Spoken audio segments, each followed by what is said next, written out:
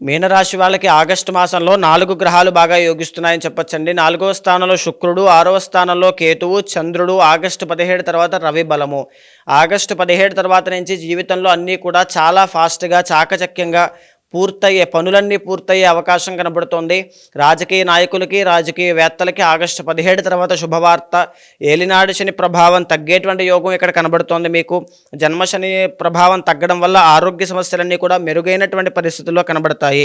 ముఖ్యంగా అలవాట్లు, వ్యసనాలు, జూదం ఉన్నటువంటి వాళ్ళైతే జాగ్రత్త వహించండి. ఆగస్టు 17 దాకా జాగ్రత్తగా ఉండాలి. సప్తమంలో కుజుడు కాబట్టి వ్యాపారం విషయంలో అప్పులు చేయకుండా ప్రశాంతంగా గడపడానికి ఆలోచన ఎక్కువగా చేయండి. ముఖ్యంగా చెప్పాలి అంటే శని యొక్క బలం అనేటువంటిది మీకు చాలా ఎక్కువగా కావాలి. గురు బలం అనేటువంటిది చాలా ఎక్కువగా కావాలి. ప్రతినిత్యము కూడా సుబ్రహ్మణ్య స్వామి వారి యొక్క స్తోత్రాన్ని చదవడం, సుబ్రహ్మణ్య స్వామి వారి యొక్క మంత్రాన్ని జపం చేయడం లాంటివి చేయండి. ప్రతి సోమవారం శివుడికి ఆవు పాలతో అభిషేకం చేయించడము ఆగస్టు మాసమే కాదు, ఈ సంవత్సరాంతంలోనూ కూడా అద్భుతమైన ఫలితాలు మీకు ఉంటాయి అని చెప్పచ్చు.